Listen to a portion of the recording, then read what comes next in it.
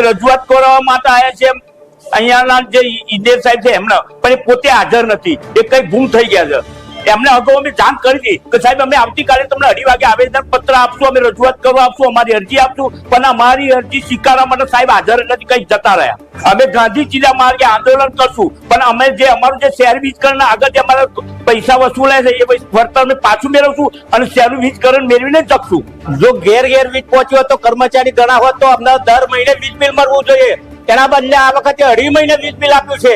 અમારે એના માટે ડબલ ચાર્જ થયો. આ વખતના મહિનામાં અમને ડબલ ચાર્જ આપવો પડશે લાઇટ બિલ નો. 2 મહિનાના બદલે 2.5 મહિને લાઇટ બિલ બનાવવામાં આવ્યું છે. ગઈ વખતે 2-6 બિલ બનાવ્યું હતું, આજે 12-8 બિલ બનાવવામાં આવ્યું છે.